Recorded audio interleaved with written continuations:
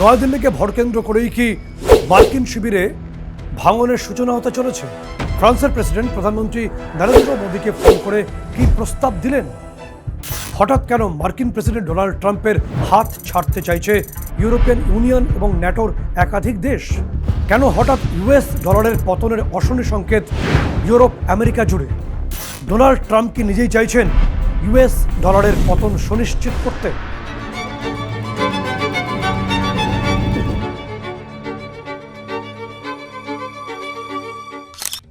নমস্কার, আমি সত্যজিৎ মুখোপাধ্যায়। জয় হিন্দের আরও একটি নতুন এপিসোডে আপনাদের সকলকে স্বাগত। আচ্ছা, বাংলায় একটা প্রবাদ বাক্য আছে না, যে হাতে না মারতে পারলে ভাতে মেরে দাও, অর্থাৎ শত্রুপক্ষকে যেন তেন প্রকারেণ দুর্মুষ করো। ভারতবর্ষের বিরুদ্ধে 50% ট্যারিফ জারি করে ডোনাল্ড ট্রাম্প তো সেই কাজটাই করতে চাইছেন যে ভারতবর্ষের অর্থনীতিকে শুইয়ে দাও, মিশিয়ে দাও মাটির সঙ্গে। আপনাদের হয়তো মনে থাকবে যে 90-এর দশকে যখন বা তার আগেও ভারতের যখন পরমাণু পরীক্ষা নিরীক্ষা খুব চলছে, সেই সময় আমেরিকার তরফে আমাদের যে স্পেস রিসার্চ অর্গানাইজেশন রয়েছে ইসরো, তাদের বিরুদ্ধে নিষেধাজ্ঞা জারি করলো। দীর্ঘদিন পর্যন্ত ছিল। ইসরো কি বন্ধ হয়ে গেছে? ইসরো কি স্তব্ধ হয়ে গেছে? নাকি ইসরো একের পর এক যুগান্তকারী তাদের পদক্ষেপ নিয়েছে? তা তো বিশ্ব জানে। ভারতবর্ষ আসলে লড়তে জানে, ভারতবাসী লড়াই করতে জানে। তাই ভারতবর্ষকে এত সহজে হয়তো নোয়ানো যাবে না, নুয়ে দেওয়া যাবে না। তাই ভারতবর্ষের ক্ষেত্রে ভারতবর্ষের একটা স্ট্র্যাটেজিক পদক্ষেপ ইতিমধ্যে আমেরিকার মিত্র শিবিরে একটা ভাঙন ধরিয়ে দিয়েছে। আমি অনুষ্ঠান থেকে বলছি না, তথ্য বলছে। আমি শোনাবো সেই গুরুত্বপূর্ণ তথ্য, আপনাদের সামনে রাখবো যে কেন আমি এই অনুষ্ঠান থেকে এই তথ্য বা এই কথা বলছি। এবং আরও গুরুত্বপূর্ণ বিষয় হলো যে সেই পদক্ষেপের পরই ন্যাটো গোষ্ঠীভুক্ত একাধিক দেশ এখন ন্যাটো ছেড়ে, অর্থাৎ আমেরিকার যে মিত্র শিবির তা ছেড়ে বেরিয়ে আসতে চাইছে। কারা কারা আছে সেই শিবিরে? সেই যারা বেরিয়ে আসতে চাইছেন ন্যাটো ছেড়ে, তাদের তালিকার প্রথম নামটি হলো ফ্রান্স, তারপরে রয়েছে ইটালি এবং স্পেন। এবং ইতিমধ্যে ফ্রান্সের প্রেসিডেন্ট ইমানুয়েল ম্যাক্রনের সঙ্গে ভারতবর্ষের প্রধানমন্ত্রী নরেন্দ্র মোদীর কথা হয়েছে, ভ্লাদিমির পুতিনেরও কথা হয়েছে, অর্থাৎ রাশিয়ার প্রেসিডেন্টের সঙ্গে। সূত্র বলছে যে ফ্রান্সের প্রেসিডেন্ট ইমানুয়েল ম্যাক্রন তিনি প্রধানমন্ত্রী নরেন্দ্র মোদীকে বলেছেন যে আর নয়, এবার ন্যাটো ছাড়তে হবে। এবং তার পাশাপাশি ইটালির প্রধানমন্ত্রী জর্জিয়া মেলোনি, তিনি তার প্রস্তাবিত সফর ছিল ইউএসএ ঘনিষ্ঠ একাধিক রাষ্ট্রে বাতিল করে দিয়েছেন। স্পেনও দৃঢ় পদক্ষেপ নিয়েছে। ফলে ফ্রান্সের নেতৃত্বে ইউরোপের একটা বড় অংশের দেশ তারা ন্যাটো ছেড়ে, আমেরিকার মিত্র শিবির ছেড়ে আস্তে আস্তে বেরিয়ে আসতে চাইছে। কেন বেরিয়ে আসছে, কীভাবে বেরিয়ে আসছে, সেই তথ্য আপনাদের রাখছি। তার আগে এটা বুঝে নিতে হবে যে গত 80 বছর ধরে সারা বিশ্বকে আমেরিকা কিভাবে শাসন করেছে। সারা বিশ্ব আমেরিকাকে সুপার পাওয়ার হিসেবে কেন মনে করে? শুধুমাত্র তাদের ডিফেন্স বা তাদের আর্মি স্ট্রেংথের জন্য না। আর্মি স্ট্রেংথ একটা পার্ট হতে পারে, অর্থাৎ সামরিক শক্তি একটা অংশ হতে পারে। শুধু যুদ্ধ করলে তো আমেরিকা একদম প্রথম অংশেই যুদ্ধবাজ বলে বিবেচিত হবে। আমেরিকার তো অর্থনীতি অত্যন্ত স্ট্রং। ফলে আমেরিকা শুধু ডিফেন্স দিয়ে সারা পৃথিবীকে করায়ত্ত করেনি।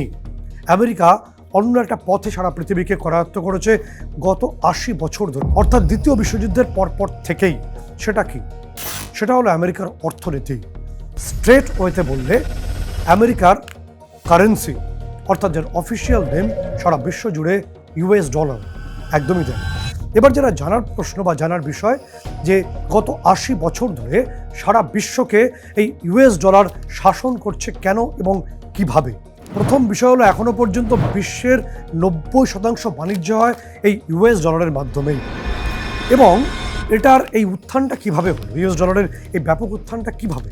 তার কারণ যে দ্বিতীয় বিশ্বযুদ্ধের পর যখন ইউরোপের সমস্ত দেশ কার্যত ভিখিরিতে পরিণত হয়েছে, আর্থিক মন্দা গ্রাস করেছে, তখনও পর্যন্ত আমেরিকার অর্থনীতিকে কোনো আর্থিক মন্দা গ্রাস করেনি এবং একদম শক্তিশালী অর্থনীতি আমেরিকার।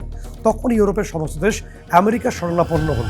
তারা প্রস্তাব দিল আমেরিকাকে যে এমন একটা কিছু করুন যাতে আমরা আমাদের এই পরিস্থিতি থেকে উদ্ধার পেতে পারি। আমেরিকা বুদ্ধিমত্তার সঙ্গে একটা কাজ করল। আমেরিকা একটা সিস্টেম তৈরি করলো। সেই সিস্টেমটি হলো গ্লোবাল কারেন্সি সিস্টেম, অর্থাৎ ইউএস ডলারকে গ্লোবাল কারেন্সিতে পরিণত করলো আমেরিকা। এবং এটা করেই আমেরিকা ইউএস ডলারকে গোল্ড স্ট্যান্ডার্ড করলো, অর্থাৎ সোনার সমানুপাতিক করলো। সোনার সমান সমান দাম হলো ইউএস ডলারের। অর্থাৎ সেই সময় পৃথিবীতে কোনো রাষ্ট্র যদি ঋণ নিতে চায় তাহলে তাকে বন্ধক রাখতে হবে সোনা, পরিবর্তে সে ডলার ঋণ হিসেবে পাচ্ছে। এবং যদি ডলার পেতে চায় সরাসরি আমেরিকার দরজায় তাকে নক করতে হবে। এই সিস্টেমটা চললো দীর্ঘ বছর, কিন্তু 1970 সাল নাগাদ আমেরিকার যেহেতু এক্সপোর্ট কমে গেছিল, ফলে আমেরিকার যে অর্থনীতিতে একটা মন্দা তৈরি হলো। এবং 1973 সাল নাগাদ তৎকালীন মার্কিন প্রেসিডেন্ট বা 37তম মার্কিন প্রেসিডেন্ট রিচার্ড নিক্সন তিনি একটা সিস্টেম তৈরি করলেন নতুনভাবে আমেরিকার এই অর্থনীতিকে অক্সিজেন যোগানোর জন্য এবং ডলারকে ধরে রাখতে। তিনি গোল্ডের সঙ্গে ডলারের কানেকশনকে কাট করে দিলেন। পরিবর্তে সেই সময় সারা বিশ্ব জুড়ে তেলের ক্রাইসিস চলছিল। তিনি চট করে সৌদি আরবের সঙ্গে একটা গোপন চুক্তি করলেন এবং গোপন চুক্তি করে একটা সিস্টেম তৈরি করলেন। সেটা হলো যে সৌদি আরব বা সৌদি তারা শুধুমাত্র আমেরিকার সঙ্গে তেল বিনিময় করবে ডলারের মাধ্যমে, অর্থাৎ আমেরিকা ডলার দেবে, সৌদি আমেরিকাকে তেল দেবে, অর্থাৎ এই ডিলটা শুধুমাত্র ডলারেই হবে। এবং এই পেট্রো ডলার চুক্তিটা সারা বিশ্বে আবার ডলারকে তার জায়গা ফিরিয়ে দিল। অর্থাৎ সারা বিশ্বে সমস্ত বিশ্বের ক্ষেত্রে যতগুলো রাষ্ট্র আছে প্রত্যেকের তেলের প্রয়োজন এবং প্রত্যেকে তখন ডলারের মাধ্যমেই তেল কিনতে বাধ্য হলো। কিন্তু প্রথম ডলার একটু হালকা ঝটকা খেলো 2014 সালে এসে। কীভাবে? সেই সময় জাস্ট ইউক্রেন এবং রাশিয়ার যুদ্ধ শুরু হয়েছে এবং তৎকালীন মার্কিন প্রেসিডেন্ট জো বাইডেন তিনি রাশিয়াকে সরাসরি একটা নিদান দিলেন যে আপনারা কোনোভাবেই ইউএস ডলার নিয়ে বিনিময় করবেন না, যেহেতু ডলারটা আমেরিকার অথেন্টিকেশনে রয়েছে। এবং রাশিয়া একটা অন্য সিস্টেমে গেল। রাশিয়া তখন তাদের তেল ভারতকে বিক্রি করা শুরু করলো এবং এক্ষেত্রে ভারত এবং রাশিয়া তেল কিনলো এবং বিক্রি করলো রুপি এবং রুবেলের মাধ্যমে, অর্থাৎ রাশিয়া রুবেল এবং ভারতের রুপি। অন্যদিকে রাশিয়া চীনকে তেল বিক্রি করলো রুবেল এবং ওয়ানের মাধ্যমে। বিশ্বই প্রথম দেখলো যে ডলারকে বাদ দিয়েও তেল কেনা যায়, তেল বিক্রি করা যায়, যেটা মার্কিন বিশেষজ্ঞদের ক্ষেত্রে একটা সারপ্রাইজিং ফ্যাক্ট ছিল বলে বিশেষজ্ঞরা মনে করছেন। কিন্তু এবার যে তথ্য আপনাদেরকে বলবো তা চাঞ্চল্যকর। তা হলো মার্কিন অর্থনীতি যা দিয়ে সারা বিশ্বকে তারা শাসন করে, ধমকায়, চমকায়, সেই অর্থনীতি নাকি ধুঁকতে শুরু করবে খুব দ্রুত। না, আমি বলছি না, অনুষ্ঠান থেকে বলছি না, এই তথ্য দিচ্ছেন বিখ্যাত মার্কিন শিল্পপতি এবং ব্রিজ ওয়াটার যে হেজ ফান্ড আছে, পৃথিবীর বৃহত্তম হেজ ফান্ডের তিনি প্রতিষ্ঠাতা রে ডালিও। রে ডালিওর বিখ্যাত যে বইটি আছে, যেখানে তার গবেষণা প্রত্যেকটি ছত্রে ছত্রে আছে, সেখানে উঠে এসছে এই তীব্র অশনি সংকেত যা মার্কিন অর্থনীতিকে দ্রুত পতনের সংকেত জানাচ্ছে। কি আছে সেখানে? সেখানে রে ডালিও তার গবেষণার মাধ্যমে দেখিয়েছেন যে প্রত্যেক 500 বছর অন্তর বা তার আগেই পৃথিবীর ক্ষমতার ভরকেন্দ্র পরিবর্তিত হয় অর্থনৈতিক পরিস্থিতির হাত ধরে। কীভাবে অর্থনীতি পরিবর্তিত হয়? রে ডালিওর সেই বিখ্যাত বই দ্য চেঞ্জিং ওয়ার্ল্ড অর্ডার, সেখানে তিনি দেখিয়েছেন কিভাবে অঙ্কের নিয়মে এই সমীকরণটি পরিবর্তিত হচ্ছে। তিনি পরিষ্কারভাবে বলেছেন যে এই 500 বছর বা তার আগে থেকেই এই অর্থনীতির ক্ষয় শুরু হয়, ইরোশন শুরু হয়। এবং ঠিক যেভাবে ডাচদের হাত থেকে ব্রিটিশরা ক্ষমতা পেয়েছিল, সেই ক্ষমতা দীর্ঘদিন ভোগ করেছে, না বিশ্বকে তারা শাসন করেছে, ঠিক যেভাবে ব্রিটিশদের হাত থেকে ক্ষমতা বা ক্ষমতার ব্যাটন আমেরিকার হাতে গেছিল, সারা বিশ্বকে এখনও পর্যন্ত তারা শাসন করছেন। ঠিক সেভাবেই আগামী 10 থেকে 15 বছর বা 20 বছরের মধ্যেই খুব দ্রুত একটা পালাবদল ঘটবে এবং সেই পালাবদলে আমেরিকার হাত থেকে ক্ষমতা চলে যাবে সরাসরি চীনের হাতে।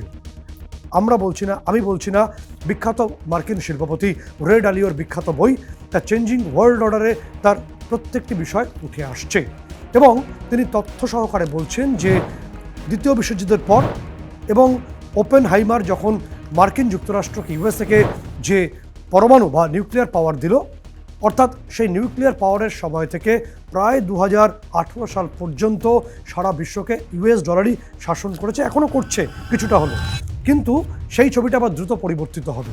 এবং তিনি উদাহরণ সহকারে অঙ্ক কষে দেখিয়েছেন যে কোভিডের সময় ইউএসএ অর্থাৎ মার্কিন যুক্তরাষ্ট্র প্রথম তারা দ্বিতীয় এবং তৃতীয়বার অর্থাৎ বেশি করে ডলার ছাপা শুরু করেছিল, কারণ এতটাই মুদ্রাস্ফীতি সে সময় দেখা দিয়েছিল। ফলে সারা বিশ্বে ডলারের গ্রহণযোগ্যতা দ্রুত কমবে এমনটাই ভবিষ্যৎবাণী করছেন রে ডালিও। এবার একটা গোপন ইন্টেলিজেন্স রিপোর্ট যেটা আমাদের হাতে এসছে, তার কিছুটা অংশ আপনাদের সঙ্গে শেয়ার করার চেষ্টা করব। সেটা হলো যে ইউএস ডলারের যে পতন অবশ্যম্ভাবী বা দ্রুত পতন হবে, এটা মার্কিন প্রেসিডেন্ট ডোনাল্ড ট্রাম্প জানেন, তেমনটাই রিপোর্ট বলছে। এবং যে প্রশ্ন উঠে আসছে যে ইউএস ডলারের এত কদর সারা বিশ্বে কেন, উত্তর একটাই, উত্তর হলো আমেরিকার যে ইকোনমিক্যাল বা তাদের অর্থনৈতিক স্টেবিলিটি, অর্থনীতি শক্তিশালী, ফলে ডলার শক্তিশালী। কিন্তু সাম্প্রতিক রিপোর্ট বলছে অন্য কথা। ডোনাল্ড ট্রাম্প কি চাইছেন ডলারের পতন হয়ে যাক বা ডলার পতনের দিকে যাক? তিনি চুপচাপ বসে থাকবেন? কারণ অনেকগুলো তথ্য, অঙ্ক সেই ভাবনার জন্ম দিচ্ছে।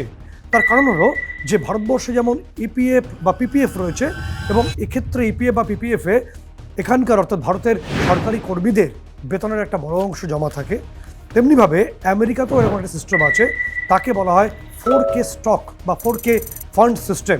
সেখানে আমেরিকার যারা গভর্নমেন্ট এমপ্লয়িজ রয়েছেন তাদের একটা বড় অঙ্কের স্যালারির অংশ যেখানে জমা পড়ে যায় এবং সিকিউরড সেটা। কিন্তু সাম্প্রতিক সময় ডোনাল্ড ট্রাম্প একটা নিদান দিয়েছেন। ট্রাম্পের নিদান হলো যে 4K নামক যে সিকিউরড ফান্ডটি আমেরিকাতে রয়েছে, সেখানে এখন থেকে ইউএস ডলারের পাশাপাশি সমান অধিকার থাকবে বিটকয়েন বা ক্রিপ্টোকারেন্সি বা এই ডিজিটাল মানি। ফলে সেটা অনেকটাই ওপেন হয়ে যাবে। এবং তথ্য আরও বলছে যে যখন নির্বাচন চলছে, প্রেসিডেন্ট হওয়ার দৌড়ে ডোনাল্ড ট্রাম্প দৌড়চ্ছেন, তখন নাকি আমেরিকান অর্থাৎ মার্কিন 4টি বিটকয়েন কোম্পানি এই ডোনাল্ড ট্রাম্পকে ব্যাপকভাবে আর্থিক সহায়তা করেছিল।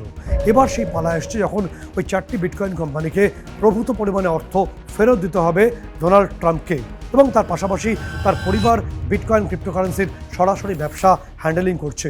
কারণ তথ্য বলছে, গোয়েন্দা রিপোর্ট বলছে যে ট্রাম্পের পরিবার নির্বাচন পরবর্তী সময় প্রায় $4 বিলিয়ন মুনাফা কামিয়েছে এই ক্রিপ্টোকারেন্সি সিস্টেম থেকে। কিন্তু সারা বিশ্বকে আমেরিকা শাসন করে ইউএস ডলারের মাধ্যমে। সেই ইউএস ডলার আরও একটা বড় চ্যালেঞ্জের মুখে, এবং সেই চ্যালেঞ্জটা হচ্ছে ভারতের নেতৃত্বেই। তথ্য তেমনটাই বলছে। অর্থাৎ ভারত, রাশিয়া, চীন, ব্রাজিল, সাউথ আফ্রিকা, এই সম্মিলিত যে গোষ্ঠী ব্রিক্স, এই ব্রিক্স সরাসরি চ্যালেঞ্জ করছে আমেরিকার এই পাওয়ারকে, সুপার পাওয়ারকে, সুপার অথরিটিকে। সেটাই তথ্য সামনে আসছে। সবার আগে দেখে নিই যে ব্রিক্সের উত্থানটা ঠিক কীভাবে, কোথা থেকে হলো। 1995 সালে G7 অর্থাৎ আমেরিকা, কানাডা, ফ্রান্স বা অন্যান্য যে উন্নত দেশগুলো, তাদের যে গোষ্ঠী G7, তাদের শেয়ার ছিল 49%, এবং সেই সময় ব্রিক্সের শেয়ার ছিল শুধুমাত্র 16.9%। তবে 2010 সাল আসতে আসতেই G7 গোষ্ঠীর শেয়ার কমে দাঁড়ায় 34%-এ, এবং ব্রিক্স উঠে চলে আসে 23.6%-এ। কিন্তু ম্যাজিক দেখায় ব্রিক্স 2023 সালে এসে। এই 23 সালেই ব্রিক্সের শেয়ার সারা বিশ্বে এসে দাঁড়ায় 32%, এবং সেখানে G7 অর্থাৎ উন্নত দেশগুলির যে গোষ্ঠী G7, তাদের শেয়ার পড়ে গিয়ে সেটা গিয়ে দাঁড়ায় 29.8%-এ। মার্কিন রক্তচাপ আরও বাড়িয়ে ব্রিক্সের নিজস্ব কারেন্সি আসতে চলেছে, এবং এক্ষেত্রে ইতিমধ্যে ভারত অফিসিয়ালি জানিয়ে দিয়েছে যে ভারতের রুপির সঙ্গে ব্রিক্সের যে কারেন্সি হবে তার সরাসরি আদান প্রদান হবে। অর্থাৎ ডলারকে বুড়ো আঙুল দেখিয়ে সরাসরি এবার থেকে ব্রিক্সের কারেন্সি এবং ভারতীয় যে রুপি, তার বাণিজ্য শুরু হওয়ার পথেই। ব্রিক্সের দ্রুত উত্থান এবং ন্যাটো বা আমেরিকার যে মিত্র শিবির আছে, সেখানে ট্রাম্পের দাদাগিরি, এই সমস্ত থেকে বিরক্ত, একদম বিরক্ত ন্যাটো গোষ্ঠীভুক্ত দেশগুলো বা ইউরোপিয়ান ইউনিয়নের যে দেশগুলি আছে। তারা ওভাল অফিসে ট্রাম্পের পা তুলে বসে এই যে নিদান, তার মানতে চাইছেন না। যে কারণে ব্রিক্সের বর্তমান সদস্য সংখ্যা ভারতকে ধরে, রাশিয়াকে ধরে, চীনকে ধরে 10। কিন্তু ইতিমধ্যেই আরও 23টি রাষ্ট্র তারা আবেদন করেছেন যে তারা ব্রিক্সের সদস্য হতে চাইছেন, এবং 40টি রাষ্ট্র তারা ইতিমধ্যে ইচ্ছে প্রকাশ করেছেন যে তারা ব্রিক্সে অন্তর্ভুক্ত হতে চাইছেন।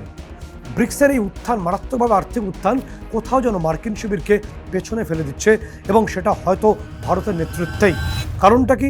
কারণটা ব্রিক্সের এবং ন্যাটোর এই যে পেমেন্ট সিস্টেমটাকে বুঝে নিতে হবে। আমেরিকার মিত্র শিবিরে যে পেমেন্ট সিস্টেমটি চলে, তার নাম Society for World Wide Interbank Financial Telecommunication বা সুইফট সিস্টেম। এই সুইফট সিস্টেম যেমন আমেরিকা চালায় পেমেন্ট সিস্টেমটি ন্যাটো গোষ্ঠীভুক্ত বা ইউরোপিয়ান কান্ট্রিজগুলোর মধ্যে, ঠিক তেমনিভাবে ব্রিক্সের যে সদস্য সংখ্যা হবে তার যে পেমেন্ট সিস্টেম বা পরিষেবা, সেই সিস্টেম থাকবে ভারতের হাতে। ইতিমধ্যে সেই সিদ্ধান্ত হয়েছে, এবং ডলারকে চমক দিয়ে এবং ঝটকা দিয়ে ইতিমধ্যেই চীন সৌদি আরবের সঙ্গে একটি $50 বিলিয়ন তেল চুক্তি করেছে। এবং সেই চুক্তিতে হচ্ছে সম্পূর্ণভাবে তাদের দেশীয় মুদ্রায়, অর্থাৎ সৌদি এবং চীন তাদের দেশীয় মুদ্রায় সেই বিনিময়টি করবে। এবং তার পাশাপাশি রাশিয়া একটা ঝটকা দিয়েছে এই ন্যাটো এবং আমেরিকা গোষ্ঠীভুক্ত দেশগুলোকে।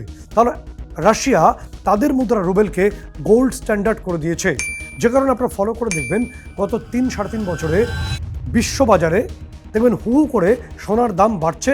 এটা একটা অন্যতম কারণ বলে একটা বড় অংশের বিশেষজ্ঞরা মনে করছেন। কিন্তু এখনও বাকি আছে। ভারতের অর্থনীতিকে ধাক্কা দেওয়ার চেষ্টা আমেরিকা করেছে।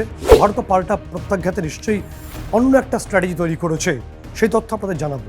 তাহলে ভারতের ইউনিফাইড পেমেন্ট ইন্টারফেস সিস্টেম বা ইউপিআই, আমি আপনি সবাই ব্যবহার করে থাকি ডিজিটাল পেমেন্ট সিস্টেম, সেই সিস্টেমকে ভারত ইন্টারন্যাশনাল স্ট্যান্ডার্ডে নিতে চাইছে। ইতিমধ্যে আমাদের সঙ্গে একাধিক রাষ্ট্রের কথাবার্তা হয়েছে। ইতিমধ্যে দুবাই, ওমান, সিঙ্গাপুর, একই সঙ্গে মরিশাস এবং রাশিয়ার সঙ্গে কথা চলছে। ফ্রান্সের মাধ্যমে ইউরোপের একাধিক দেশের সঙ্গে আমাদের কথা হয়েছে। তারাও ইউপিআই সিস্টেমকে অ্যাকসেপ্ট করে বলে সরাসরি জানিয়ে দিয়েছে। ফলে ভারতের যে কোনো ভারতীয় তাকে আর ইউরোপের একাধিক দেশ বা এশিয়ার এই দেশগুলোর সঙ্গে যদি লেনদেন করতে চান তাহলে ডলারে না করলেও চলবে, আপনি ডিজিটাল কারেন্সির মাধ্যমেও করতে পারবেন। সেই সিস্টেমকে ভারত আপগ্রেড করছে, সেই পদ্ধতি ইতিমধ্যে শুরু হয়েছে। এবং আমেরিকা নিয়ন্ত্রিত সুইফট সিস্টেমকে সরাসরি চ্যালেঞ্জ করছে ভারতের ইউপিআই সিস্টেম এবং ডলারকেও, সেটা আমেরিকা বুঝতেও পারছে। এবং তার পাশাপাশি কতগুলো গুরুত্বপূর্ণ তথ্য জানিয়ে রাখা প্রয়োজন যে আগামী মাসের 29শে আগস্ট ভারতের প্রধানমন্ত্রী নরেন্দ্র মোদী তিনি যাচ্ছেন চীনে এবং সেখানে একাধিক গুরুত্বপূর্ণ বৈঠক তিনি করবেন। এবং তিনি ভারতে অর্থাৎ দেশে ফিরে আসতে না আসতেই ঠিক নভেম্বরের শেষ সপ্তাহে চীনের প্রেসিডেন্ট শি জিনপিং তিনি ভারতে আসছেন একাধিক গুরুত্বপূর্ণ সমঝোতা এবং চুক্তি করার জন্যই বলে বিভিন্ন তথ্য আমাদের কাছে আসছে, যার আপাত যে প্রেক্ষাপট তৈরি হয়েছিল চীনের বিদেশমন্ত্রীর যে সফরের মাধ্যমে।